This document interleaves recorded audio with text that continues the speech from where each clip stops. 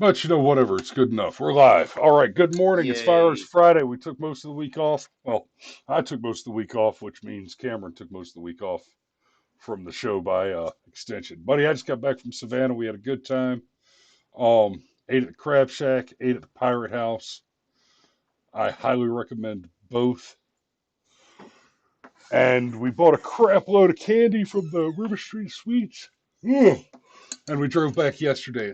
Oh, we also stopped at the damn, what's the name of that place? Juliet Gorge, Fried Green Tomatoes, Whistle Stop Cafe. Um, Home of the original Fried Green Tomatoes, as vis-a-vis the movie about the about the lesbians that killed the sheriff. The secret's in the sauce, and they whip up a pretty good fried green tomato and pretty good barbecue. So yeah, good trip. We're back, and what do we have this morning? Well, I mean, obviously it's Friday, so we have a oh, come on, open. We have a God Bless Texas story. There it And is. and this one It this one it opened over on monitor 5, so I didn't see it when it came up. and this one, man, there were others to choose from, but I had to pick this one for, well, reasons. Yeah. Texas clerk dodges bullet, fatally shoots robbery suspect trying to pass counterfeit bill. Oh, luckily and fortunately for the convenience store clerk, he had a gun with him, says the police sergeant, Jay Horn. A Texas corner store clerk shot and killed a robbery suspect Monday night who allegedly first fired at him after trying to pass a counterfeit $20 bill, according to reports. Um, a robbery suspect passing a $20 counterfeit. Okay. So that's a forgery suspect. Yeah. The Houston Police Department responded to calls about a robbery taking place at the Super Quick food store off Fulton Street and Julia near the North Freeway around 10. Um, at the time, officers arrived at the scene. A man had been shot and was transported to the hospital where he later died. Okay, so it's DOT dead over there, but still dead bad guy. Luckily, unfortunately for the convenience store clerk, he had a gun with him. He was able to return fire. The suspect, or the robber, collapsed here at the store. He was transported to the hospital where he died later. The man, who has not been identified, allegedly tried to use a counterfeit $20 bill to make a purchase, but the clerk told him he could not accept the bill. Police said the robbery suspect then made his way into the clerk's secured area, pulled out a gun, and fired at him at least once within close range, narrowly missing him.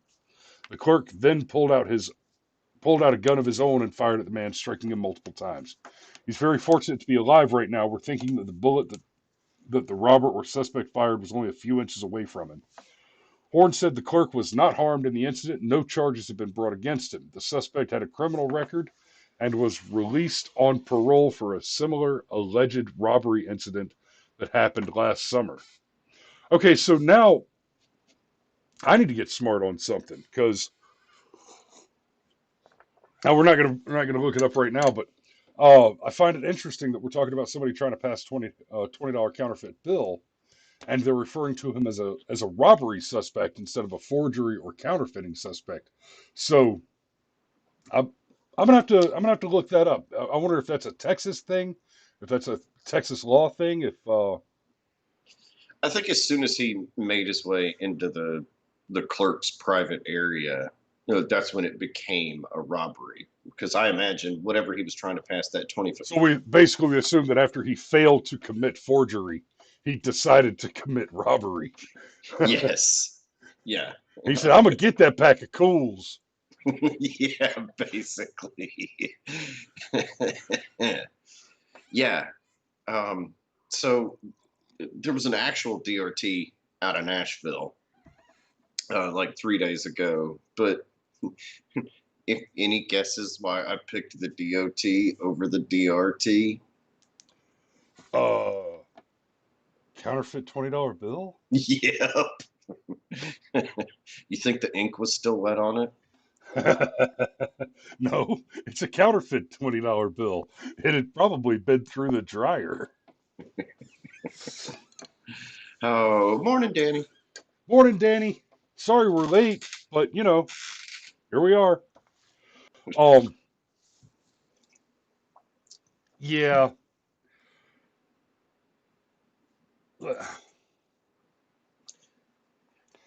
Okay, all jokes aside, I'll just get into it.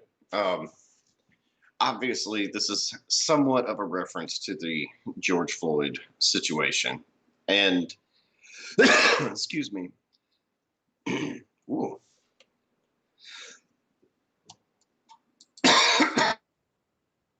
Okay, well, I guess, Okay, I'm all right. I'm good now. I had to hit the okay. cough button. All right, somewhat of a reference to the George Floyd situation. Part of the discussion there goes something along the lines of you shouldn't be killed over passing a bad check or a counterfeit bill. Um, and I've even started to see memes pop up that say something to the effect of, it's not okay for cops to kill innocent people. Well, it's not even okay for cops to kill guilty people. And yeah, Right. okay. It's only okay for cops to kill people who put the cop in immediate mortal peril. Well, no, that apparently is not even okay. Just ask Howard the Coward. But anyhow, the what I wanted to point out is if you are at the point of trying to pass counterfeit money, this is a felony. And it's a felony that most felons don't commit.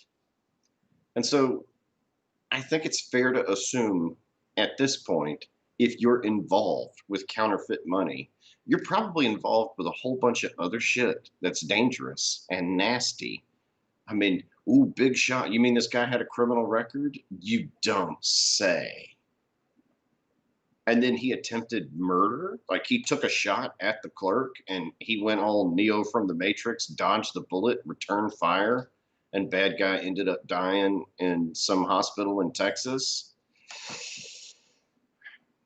At a certain point, I, I realize there's so much danger in the philosophy of utilitarianism, but there's also, well, frankly, a lot of utilitarianism in the philosophy of utilitarianism. And this is kind of what I mean. You have to think about things in practical terms. You have to.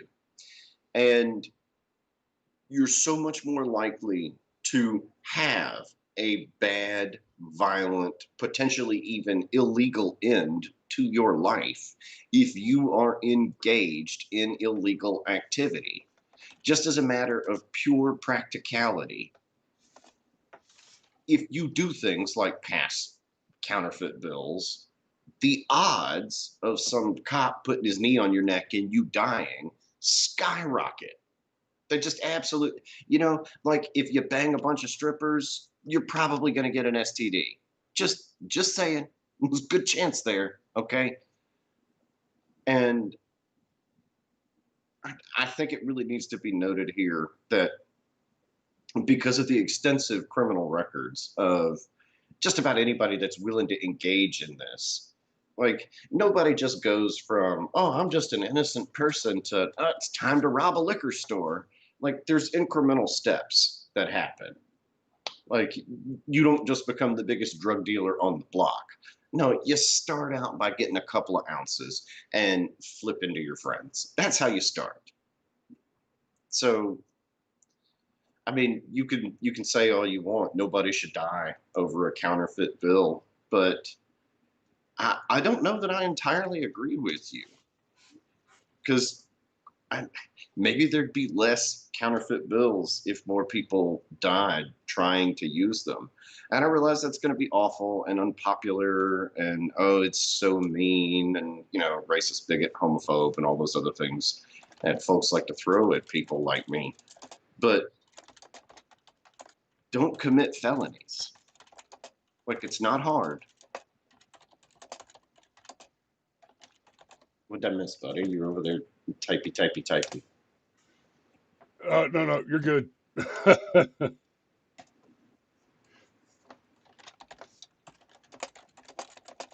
Okay. Well, I guess I'm Sorry. good. But I mean, am I taking this too far? Am I? Because I realize, No, you're you not can taking also it too use. far. You're not taking it far enough. Here's the thing. The statement that George Floyd was killed over a counterfeit $20 bill is a lie. The statement that Rayshard Brooks was killed because he was sleeping in his car in the drive-thru at a Wendy's is a lie. The statement that Ahmaud Arbery was killed for jogging while black is a lie. In every one of these cases that the BLM guys pull out, the correct statement is the criminal was killed in the course of committing a violent crime. Okay? Cops didn't show up and discover that George Floyd was trying to pass a $20 counterfeit bill and then kill him. No, they showed up, a conflict ensued. There will be a trial to determine whether or not that conflict was a legitimate, imminent peril to the officers and whether or not it was actually initiated by Floyd. What is not, however, in controversy here is the statement that George Floyd was killed over a $20 bill is a bald faced lie. Right? Rayshard Brooks was fine. He was going to be arrested for crimes he committed and for the violation of his parole as a result of having committed those new crimes, of which he had a habitual past record of committing without violence. He was going to be handcuffed, placed in the back of a police car, and taken to prison, where he would probably have spent a very long time in jail. He chose to assault the officers and attempt to murder them. And in self defense, the officers killed him. Ahmaud Arbery was committing a completely separate crime, illegally entering private property, trespassing, which is a misdemeanor unless it's we've been over this 1,000 times. It's a misdemeanor unless it's coupled with the intent to commit a felony or the actual commission of a felony, and then it becomes a felony trespassing. And it looks like in the case of Ahmaud Arbery, it's going to be pretty easy to prove that there was the intent, and therefore he was committing felony trespass. But he wasn't killed because he committed felony trespass.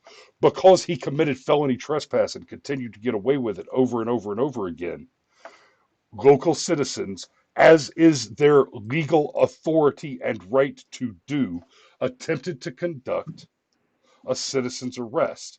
When Arbery assaulted the rightfully authorized citizens in the conduct of a legal citizen's arrest, when he assaulted them and attempted to take a weapon from one of them, he ended up dead. So we have to stop tolerating this absurd narrative that any of these criminals died as a result of something other than attempting to commit violence against another person. Um, Well, in reference to the DOT, I mean, in terms of more like, going back to our insurance days, proximate cause type of thing. Like, you're trying to commit a forgery. Okay, fine. You can argue that forgery is a nonviolent crime, but it's still a felony. It's still a crime. It still causes harm. Um, there's a Star Trek episode. Yay, nerd points. There's a Star Trek episode from the Next Generation's first season where they come to a planet that is ideal. It's I mean, it's perfect. Everybody looks good. Everybody's in shape. They all eat fresh food, and I mean, just like perfect society. And they have one punishment for crime: one quick, painless death. And there's not a lot of crime on this planet. Now, of course, this is Star Trek. You know, they have to explore all the nuances of what such an extreme would mean, and all of that good stuff. But I do think that there's something to be said for that. It's I guess, you know, and tying it back into Firearms Friday, it's part of why I want for more people to be armed. We'd all be a hell of a lot more polite to each other. Like when the lefties are like, well, what are you gonna do when the black guys in the inner city go out and get concealed weapons permits? That's what I'm gonna do. I'm gonna be happy Absolutely. for them. Like, So real quick, so here, let me just reiterate what I was saying there about it's always the use of violence there, and in the rare event it's not. Let's see. Here's an article. This is where Tucker Carlson breaks down all of them. So okay. See, I've scrolled down to where he's actually talking about the individual cases after a little bit of editorializing first. So on the list, the nine unarmed, and I scare quotes. This is important. They're referred to as being unarmed, and you're going to see in just a moment that even in some of these nine cases, the language unarmed is bullshit. really broadly defined. So the first was a man called Chinara Fape. He was killed by a Knoxville police officer, Dylan Williams. Fape attacked, choked him, and then used a taser on him before the officer shot him. Okay, five eyewitnesses corroborated the officer's claim. The officer was not charged. Fape attacked the officer, choked him, and then used a taser on him. So one of your nine was not unarmed. He used a taser on the officer. So now we're down to 8 unarmed. The second case concerns a man called Marcus McVeigh. He was, by any description, a career criminal from San Angelo, Texas, where I've lived. He'd been convicted of aggravated assault on a public servant and organized criminal activity. He was killed. He was wanted on drug dealing charges. State trooper pulled him over, fled in his car, then he fled on foot into the woods. There he fought with a trooper and was shot and killed. Okay, he fought with a trooper and was shot and killed. The officer was not charged in that case. Good. Now, number 3, assaulted a shop employee. Female police officer arrived and ordered the suspect toward her car. He instead charged her and knocked her to the ground. At that point, she shot and killed him. The entire incident was caught on body camera. Okay, so unarmed, attacked a female cop and knocked her to the ground. This man was shot over attacking a cop. That's 3. All killed because they fought a cop. Ryan Twyman, being approached by 2 LA County deputies, backed into one of them with his vehicle. The deputy was caught in the car door. He and his partner opened fire. This guy's listed as one of the 9 unarmed. So now we're down to 7. Because if you attacked with a vehicle, right after I got back from Afghanistan, I was asked to train a group of career desk jockey Marines to get ready for their first deployment. And specifically, I was training them in combat convoy tactics. So I pulled all the drivers out and I asked them, tell me, Marine, what is your primary weapon? And one of them popped up at attention and very dutifully started to explain, my primary weapon is my M4 rifle. It is, and I cut him off before he started to go through the whole thing. He was going to tell me that it was a 5.56 and that it was selective fire and gas operated and blah, blah, blah. Okay, stop. No, no, no. You are the driver, son. 10 and 2, your primary weapon system as the driver is the 40-ton armored truck that you're driving. And they took it to 40? heart. Did you mean 4? 40 Oh, tons on one truck is huge. you know, an A1 Abrams is 70 tons, right? Yeah, but that's a tank. Armored trucks. Look, you obviously know more than I. I would have assumed it was a little closer to 4 tons. But I Okay, mean, once you're talking about anything that's 1,000 pounds or bigger, like that is a weapon. Your point stands. let me double check. Oh, I'm sorry. I'm sorry. Okay, this is the truck they were probably that they were most likely to be driving. So 14 to 18 tons. So you're right. It's not 40. We'll just let that go. but but the point is, your vehicle is your primary weapon system at that point, right? So now we're down to 7 because Ryan Twyman was armed with a vehicle which he used as a weapon in an attempt to murder police officers. Melvin Watkins, Baton Rouge, shot by a deputy after he allegedly drove his car toward the deputy at high speed. There's another car. Now we're down to 6. Isaiah Lewis, meanwhile, wasn't just unarmed, he was completely naked. Williams broke into a house and then attacked a police officer. The, the police tased Williams, but he kept coming at them and attacking. The officers shot him. They were not charged. Okay, he's unarmed. He's completely naked. Uh, I bet if we look into this one, there were drugs involved. But still, we're at 6. We've eliminated 3 of these unarmed because they were obviously armed. Christopher Whitfield, shot and killed in Ethel, Louisiana. He had robbed a gas station, said his gun discharged accidentally while grappling with Whitfield. Sims, who was black himself, was not charged in the killing. Okay, so it sounds like that one was actually an accident. So we shouldn't even count that in the unarmed black men. Uh, and it says he robbed a gas station. So again, we're saying that he robbed the gas station without a weapon. See, that one's murky, but I'll give you that one. I'll give you that one.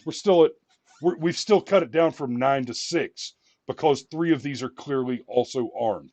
Kevin Mason, shot by police during a multi-hour standoff. While Mason turned out not to have a gun, he claimed to have a gun, claimed to be armed, and vowed to kill police. They believed him. He had been in a shootout with police before. So, okay, this one is unarmed, but I'm going to say that he should be treated as armed because he made the claim and had a history of being in armed conflict with police previously. So this one's a little murkier, but honestly, I don't think that belongs on the list. That puts us down to 5. I don't think it's murky. Not at all. You claim to have a weapon. You effectively have a weapon because I mean, there's 2 components to a weapon. There's actually using the weapon, of course, but then there's the threat of using the weapon, which oftentimes is the aim of criminals having weapons. And So and in this one, I mean, during a multi-hour standoff. So this guy, by pretending to have a gun, was able to keep the police at bay for several hours, apparently. And then the 10th case, Gregory Griffin, shot during a car chase. Officer called Johnny Crespo claimed he saw someone pointing a gun at him. Later, a gun was in fact found inside the vehicle, and Officer Crespo was charged anyway with aggravated manslaughter. Okay, this is on the list of unarmed black men killed by the police in 2019. But the officer says that he saw the guy pointing a gun at him, and a gun was found in the vehicle. So are we down to 4 now?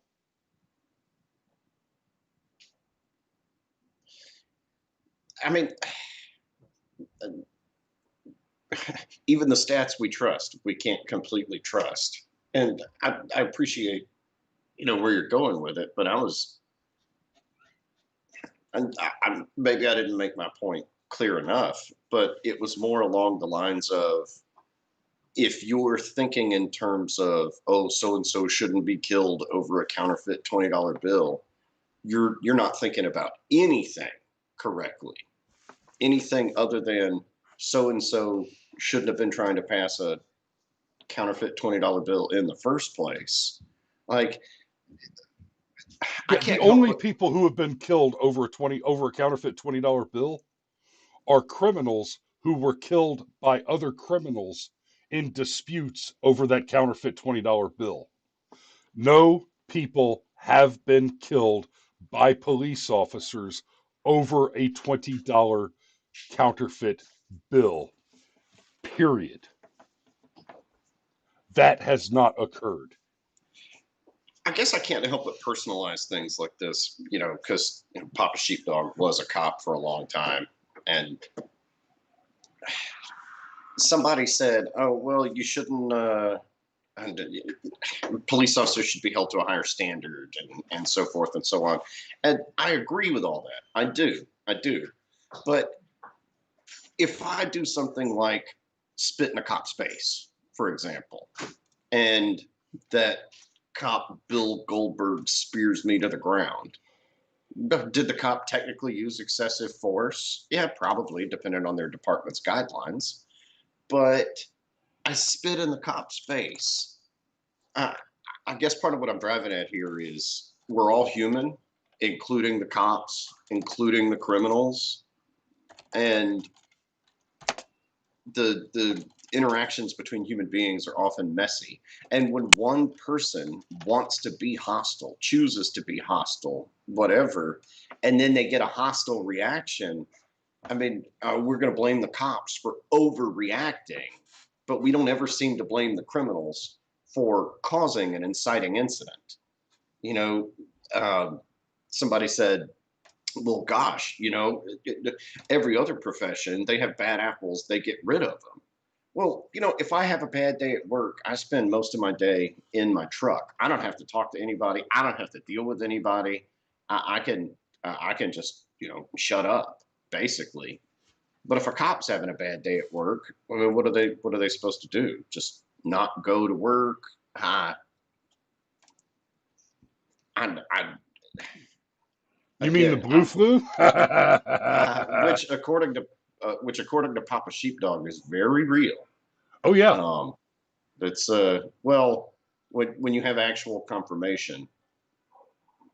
So there's people that want to say don't be a bootlicker, and this is really not about being a bootlicker. And I understand the people that feel like guys like you and I are bootlickers are never going to be swayed. That's well, you shouldn't have to do what a cop says just because a cop says it.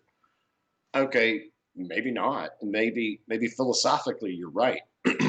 But the cop's still the one carrying the bat belt full of weapons, wearing body armor, and with a badge that says he's allowed to order you around. So, I mean, if that's the hill you want to die on, well, I guess that's your right, your choice. But I don't know, man. I actually no, I do know. I don't have a lot of sympathy for the, oh, well, so and so shouldn't be killed over a $20 bill. Oh, so and so shouldn't be killed over a DUI. Just because they shouldn't exclude the very real possibility that it can happen. You know, it, I am never ever going to die in a mountain climbing accident because I don't climb mountains.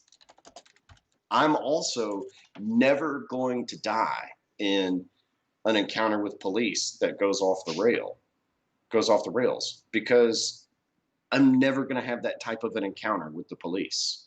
I'm just not. It's because you're white, isn't it?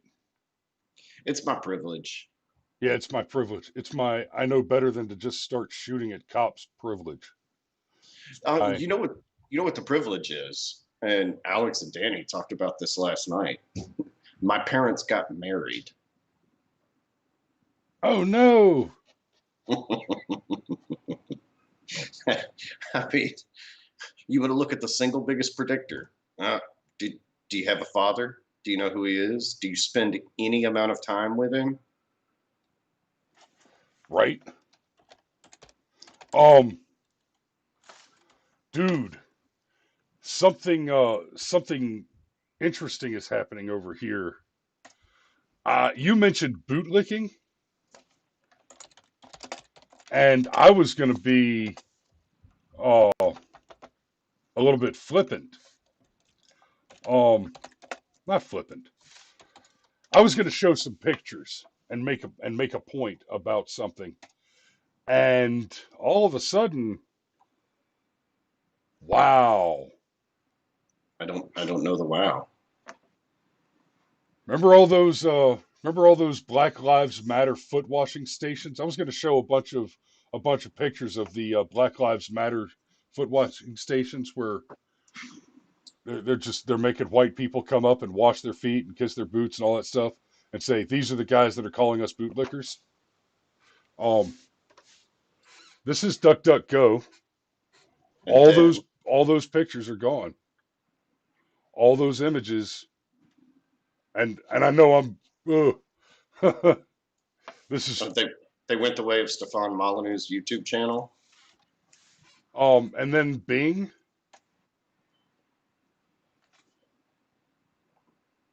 You got one image that's heavily redacted.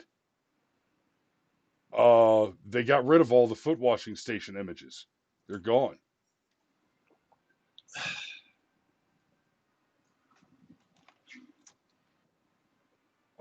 I was not expecting to see that. Let's look at Google. I, I mean, guaranteed they've been censored off of Google. But Hey, hey, real bugger off. quick. Anyway, Hey, real quick. Is is Gazelle Maxwell going to commit suicide or die of the coronavirus?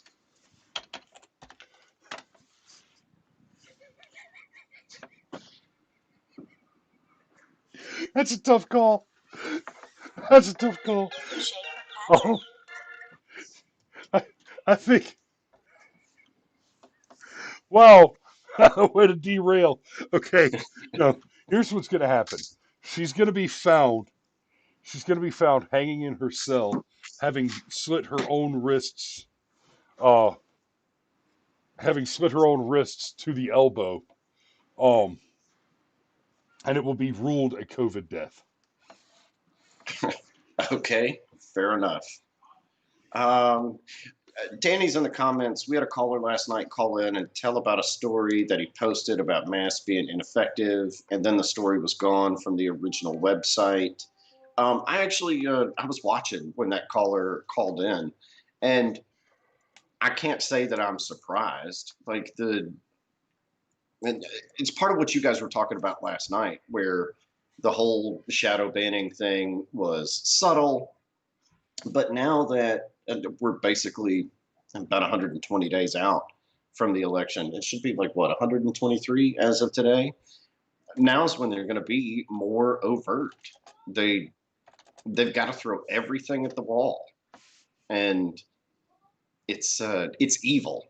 Honestly, it is pure, unadulterated fucking evil because they control the information superhighway. This thing happened where you used to have like the big four networks, they got to just control the narrative. Then this whole internet thing popped up, and whoops, all of a sudden it turns out that thousands of everyday citizens are perfectly capable of forming their own opinions with tons of nuance. And if we don't want to fit into one polar camp or another, we don't have to. You can be a Democrat that hates gun control. You can be a Republican that's cool with gay marriage. And no, Google can't have that because, good God, we talk to each other. We actually figure out how to compromise and get shit done. No, no, no, no.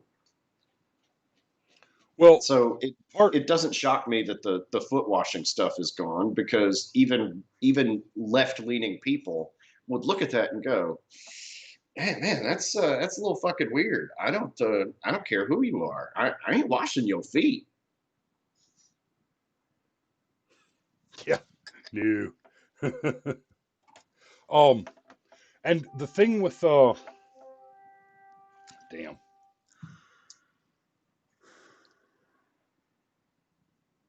the thing with compromise, the thing that scares them about compromise.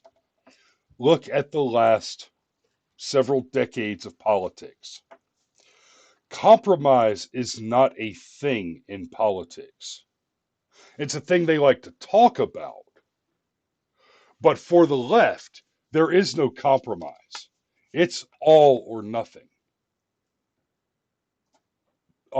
And and as far as the all or nothing goes, they are not interested. They are not interested in achieving anything unless it also causes harm to their political opponents. Right there. Yeah. Go ahead.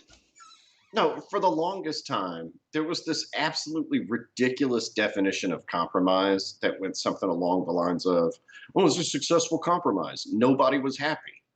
And it's like, that's not how compromise, oh, nobody's happy, but you suck at compromise. I mean, there's a fantastic quote from Marco Rubio where the reporter asks him, "Well, aren't you gonna compromise? Don't you think compromise is good?" And without missing a beat, he's like, "Not necessarily. Compromise for the sake of compromise? No, I'm not going to engage in that." And like the reporter was flabbergasted. And I think that that's part of what makes Trump so successful here. Businessmen don't think of compromise as nobody's happy, nobody gets what they want. Businessmen think of compromise as, okay, how can we make sure that everybody gets at least part of what they want? That way we all walk away happy and continue to engage in voluntary transactions and so forth and so on. So the fact that the us's of the world, the fact that we can go on our friends show over on Polytech and have a stern disagreement with them, but then still be buddies and cut up and tell jokes afterwards. Um, that's what has to be suppressed, because if they can keep the left in particular inside their echo chambers, like the oh man, Trump is racist, and he wasn't racist before he decided to run for president. Snoop Dogg loved him some Trump before he became president. So that I okay, man, I don't know why I'm all over the place this morning, but that type of compromise is what has to be eliminated. Actually getting things done and solving problems um, is not what they want. They have to. It's almost like everything is part of the race business. You can't ever get rid of poor people, because if you get rid of poor people, well, there's no more poor people for you to go beg votes from. You can't get rid of oppressed gay people. You can't ever get rid of oppressed minorities. You can't ever get rid of oppressed women. If you ever get rid of these things, then you can't go beg for votes anymore on the grounds that I'm going to fix the oppression. They have to keep us divided. And I realize that is like potboiler, like 101 political philosophy, but it's a fact. Yeah, I, I got nothing to add for that. So, real quick, before we go, man, if you ever needed proof about the Second Amendment, just look at Hong Kong. So we're gonna have to get into Hong Kong quite separately because there's a lot going on there. And oh god, excuse me, it's 8 o'clock already. We're done. Huh. How you doing, Alex? We were just about to wrap up. Um, there's Hong Kong's a big deal. It really is, and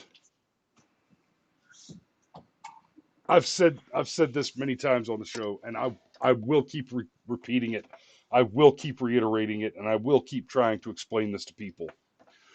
America is not the last bastion of freedom. It's not the last great hope of the world where freedom has been pushed back to. No, no. The history of the world is one of struggle, oppression, and suffering. The United States of America is the beachhead. The Revolutionary War, the Declaration of Independence, the ratification of the United States Constitution, and the establishment of um, our republican system of government was the birth of free people on this planet. The Yes, idea of we individual sovereignty. It is the first foothold. Okay? We have landed on the beaches, and if we do not fight forward and off the beaches and liberate the rest of the land beyond it, we will be shoved back into the ocean. Okay? America is the foothold of liberty. It is not that it has ceased to exist in the rest of the world. It is not that the rest of the world has become less free over time. Quite the opposite.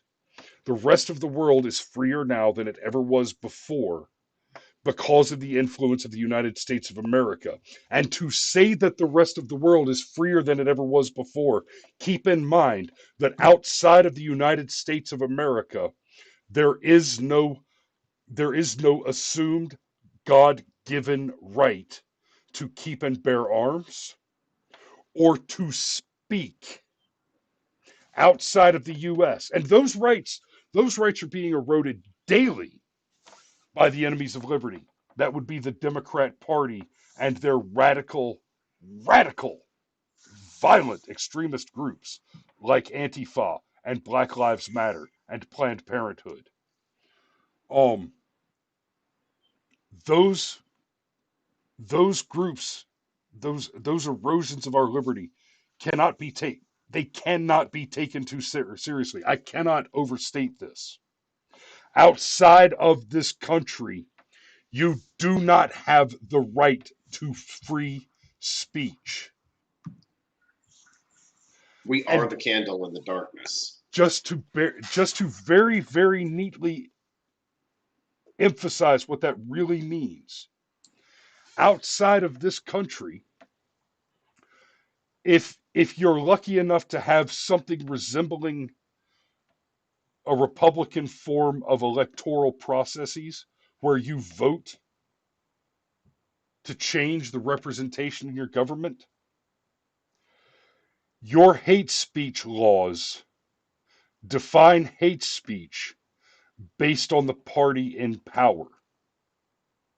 So if you're a Democrat in power with hate speech laws outside of the US, then you can literally define opposition political rhetoric as hate speech and not only suppress it from distribution in print and in media, but actually incarcerate and fine people for speaking against you. 100%. And Yeah, it's as easy as going from you said that the Democrats don't support lower taxes. It's as easy from going from that statement to you are being discriminatory toward poor people by not supporting a welfare state. And that is classism and that is hate speech. It's that simple. You can take any political position and classify it as hate speech. And outside of this country, you can incarcerate and fine people for hate speech. So outside of the United States of America, it is literally illegal to oppose a bad government. Yeah, yeah. One of the only places in the world where there was any semblance of freedom was, in fact, Hong Kong, and that's all it took was the Chinese government pulling some shenanigans, and it's all been wiped away.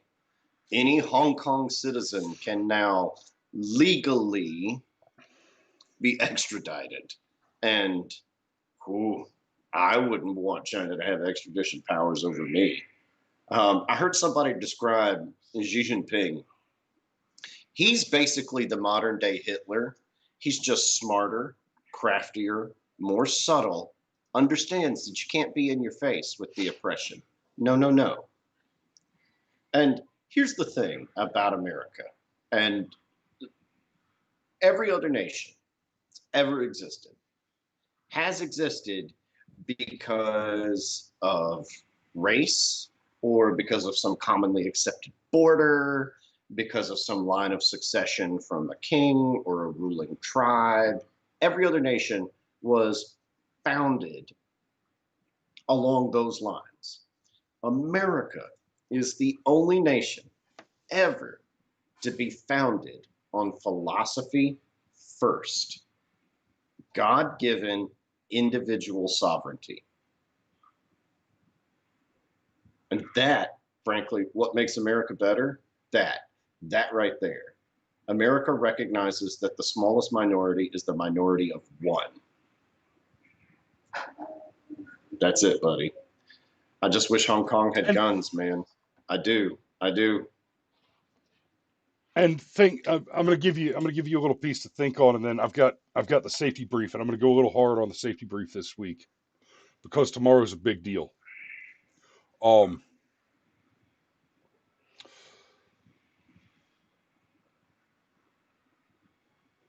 the logical conclusion of the concept of intersectionality is the individual.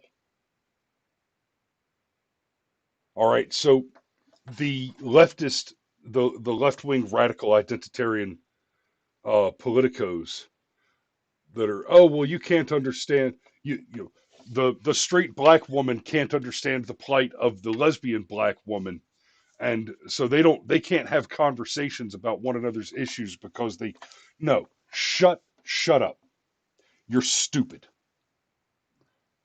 you're an absolute idiot.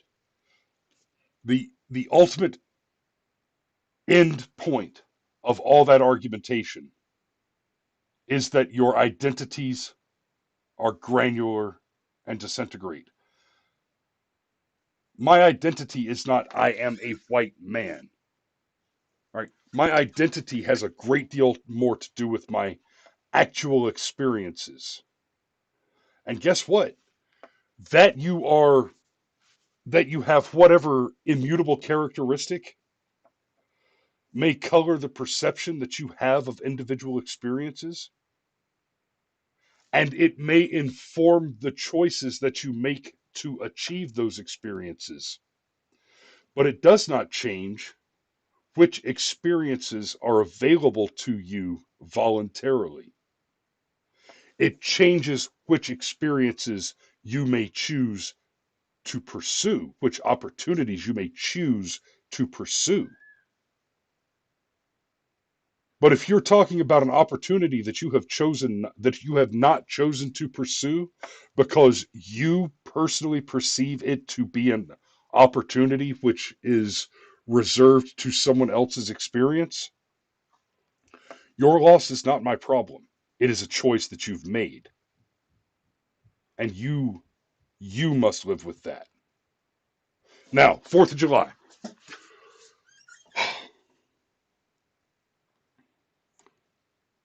Obviously the If you, 4th is a big deal. Go ahead. Go ahead. no, I was just going to make a joke that said, pay attention if you don't want your wife to be opening your ketchup bottles for the rest of your life.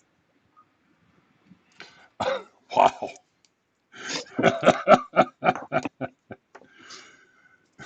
Okay, so a little note on fireworks safety in the middle of riot season under a total eclipse of the moon, under a full lunar eclipse. Fireworks safety in the midst of radical left wing terrorism under cover of absolute darkness. If the mob comes out to murder you, their gunshots will be mistaken for fireworks, and the police, in whatever capacity they remain at present, will not be alerted. So understand, no help is coming this weekend. I hope you are among the millions of Americans who recently purchased firearms if you did not already own one. My advice is not to hunt and go vigilante crap like that, but be prepared to defend yourselves. It is not safe out there right now. America is less safe today because the Democrats need America to be unsafe. In order for Democrats to be elected, what they require is for a majority of voters to be impoverished, to be unsafe, to be underinformed, and to be radically hateful.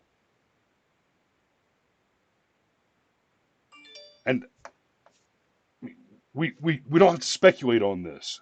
This isn't a mere accusation.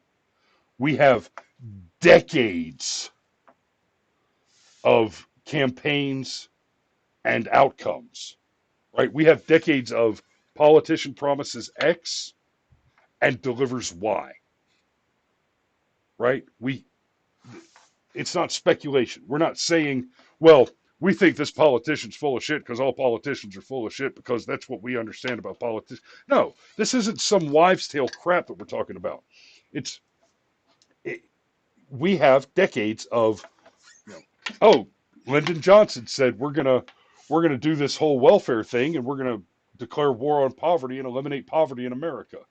Poverty has remained unchanged despite a bill, despite an invoice from the War on Poverty that is equal to the U.S. national debt. You say that again, and let me be very clear. If not for Lyndon Johnson's War on Poverty, poverty in this country could have been eliminated by market forces. That is a hypothetical. That poverty was not eliminated by the War on Poverty is a fact, not a hypothetical. That the cost of the war on poverty since its inception under the Johnson administration is also a fact in evidence. So the hypothetical, poverty would have improved on its own given the market forces of extraordinarily successful capitalism. That is a hypothetical which is bolstered by global evidence. That the war on poverty has cost us 20 some trillion dollars and had not only no positive effect, but demonstrably negative effects. That is an incontrovertible fact and evidence. Okay?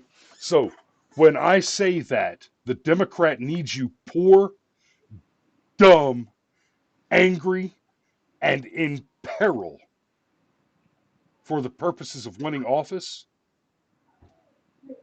that is not an opinion. That is not a hypothetical.